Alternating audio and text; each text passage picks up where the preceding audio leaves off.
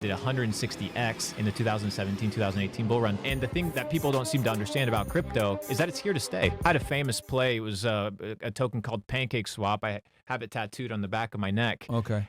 Which was in 2019, a new meta or new narrative came into crypto, which was called DeFi, decentralized finance, where you basically don't have to go through a centralized exchange or you don't have to KYC. It's platforms that are built on layer ones or layer twos, the likes of Ethereum. You would build products on top of that. And there was something called Uniswap, which people use it nowadays to trade. It came out in 2019. I said, this is really interesting. In 2020, CZ from Binance launched a chain called the BNB chain, the Binance Smart Chain, and he had a token, the BNB token. And the first platform that was a DeFi platform on the BNB chain, on the Binance Smart Chain, was on the BSC chain, was PancakeSwap. I bought 1% of the supply when it was $25 million market cap, put $250,000 in, it went to 2.6 billion. So wow. it was almost 100x. So you put 250K in. Yeah. And holy shit. It was 1% of the supply. Okay, and then how much did you make off that 250K? 5.5 mil. You made 5.5 mil. 5.5 mil. Because I was like slowly scaling out. I didn't sell at the top. I'm not a legend like that, but I wish I would have held it a little bit longer. But I sold it. I had one of the founders of FaZe Clan hit me up and he's like, "Hey, what do you think about SafeMoon?" I don't know if you guys remember the SafeMoon. There's a SafeMoon project. It went bust. So it went bust, and I was like, okay, all these guys that don't know anything about crypto, I gotta sell, right? Because they were there. So it was a little bit early, but the entire shitcoin ecosystem was birthed from there. So I was a little bit early on the trend and did extremely well. Nice. So you put $250,000, able to cash out 5.5 million. Yeah. I did 160x in the 2017-2018 bull run. So but you believed in it? I believe. Well, I was in it. Yeah, I was in it. For real. I was in it. And the thing that people don't seem to understand about crypto is that it's here to stay. It's literally here to stay because if you right now, Bill, I just sent you a tweet on Telegram, by the way. Pull it up real quick. You can literally right now go on your phone, download any of these DeFi wallets, Backpack, Phantom, and within a couple minutes, anybody can be transacting in the financial system. You don't have to KYC. You don't have to submit your ID. You don't have to wait for somebody to give you approval. Yeah, Swift codes and also the none of this bullshit, dude. Yeah. Within 10 minutes, within 2 minutes, you have a USDT address. I can send you $100,000 without a middleman. Yeah, that's absolutely phenomenal. It's unprecedented ever in history, and people are turning to that because they realize that the middleman is simply trying to control the narrative, not trying 100%. to protect you. Yep, the banks. So. Actually, matter of fact, I found this very interesting. Edward Snowden tweeted this today. He goes, prediction, a national government will be revealed this year to have been buying Bitcoin, the modern replacement for monetary gold, without having disclosed that fact publicly. And I find this very interesting as well because we know that a lot of these big banks that have always said, oh, crypto is a lie, it's a scam. The JP Morgans, the Goldman Sachs, all these guys that have always been like anti-cryptocurrency, right? That tell you, go ahead and invest in S&P 500. They give you that traditional bullshit financial advice.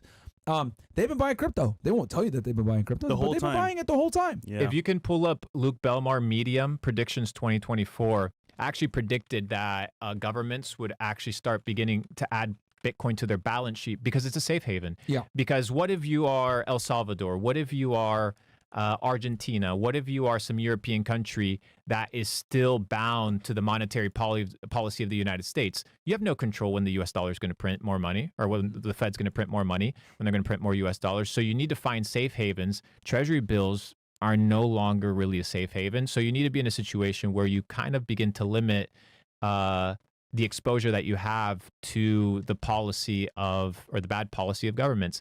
So imagine the US dollar can just continue to exist and the government can continue to print more dollars because they pay off their own debt by printing more money. Yeah. But what if you don't have the ability to print more dollars? You're fucked. Yeah. And that's every other government. Yep. So if you go to... And they're not the reserve dollar. Like, they're not the reserve currency. Not the reserve currency. The only thing, I don't think people get it. Like, the only reason we're able to continue to print money and do the stupid shit that we're doing in the United States is because we are the reserve currency.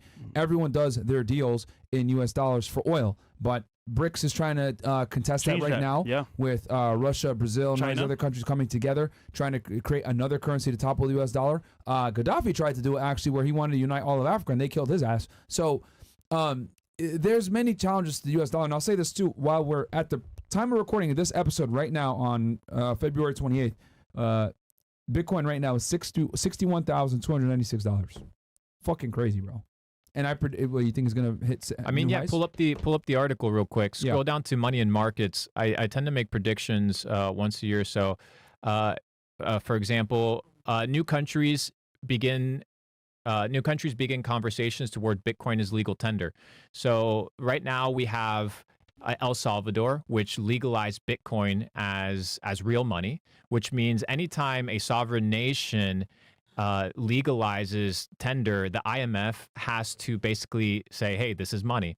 So after El Salvador did it, Bitcoin has become real money. It's no longer a what if, it's no longer a maybe. It's here to stay. Yeah, it's absolutely crazy. I agree with you. And here's the thing too, like I'll admit that I'm pretty biased. I'm a real estate guy. I'm not a crypto guy. Yeah. I do have crypto because I do believe in it and I think it's the future.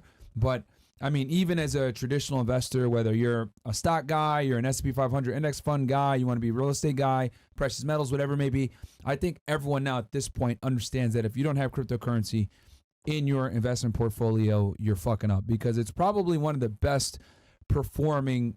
Actually, not even. Bitcoin is the best performing asset of the decade. It is the best Hands performing. down. Yeah, it is the best performing asset class. Well, they far. said it was a scam, so I mean, some people aren't believing it. Yeah. So I don't know. And that's fine. And the people that don't believe it, you just have to look at their financial literacy, and you have to look at how much they understand about history. Because when you start looking back at history, you begin to understand that the beginning of transactions was peer-to-peer. It was bartering. But what happened? There was a technological limitation, because let's say you had a cow and I had 3 plots of land. Well, what if the 3 plots of land were worth 3/4 of a cow? There was no ability to really scale and build any sort of civilization until the introduction of coinage. And coinage wasn't just a monetary revolution, it's a technological advancement. Why? Because it can stand the test of time. It can be transported very easily. So Bitcoin is just a digitalization of coinage in a way that is easy to transact. If I was to take $100,000 from here to Dubai in gold bars, I would get stopped. I would get questioned. And you have to declare that too. But I don't have to do that with crypto. Yeah. Because I don't have to go through the middleman. Exactly. I can just have a ledger. I can have a Trezor. I can literally just move it really quickly. And what I've come to realize is they've weaponized money, right, to keep people in control. And Bitcoin is an attempt to kind of move away from that weaponization into sovereignty, so that we can once again go back to bartering peer-to-peer. Yeah. No, absolutely. And the government obviously wants to get involved in that so they can collect their little bit and then also regulate it and be like, oh, well, we're going to, take our cut. Because that's the only reason why they want to regulate, is they want to get their money too. And think about it, not just them, but it's the banks. So for example, let's say, think about the taxation process from the moment you buy a good till the end of the transaction. I pay you for a good, I pay 7%. Now you have to pay taxes on that. Right? Yep. If you use the remainder of that money to buy something else, that gets taxed. Not only does it get taxed, but there's credit card fees on every single transaction that takes place. So what happens if you get rid of these transactions, these middlemen?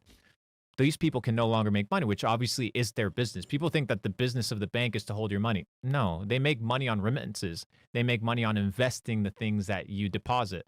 So when you begin to understand the banking system, you begin to understand the scam that it is, and that you don't actually need it. And Bitcoin, which is just kind of like the introductory to this entire ecosystem that is digital money, has allowed people to realize that you don't need banks. You just need technology that is fast enough, efficient enough, and trustworthy through code, because you're trusting code. You can see code. You don't have to trust a middleman. You don't have to trust an individual who usually has alternative motives. Yeah.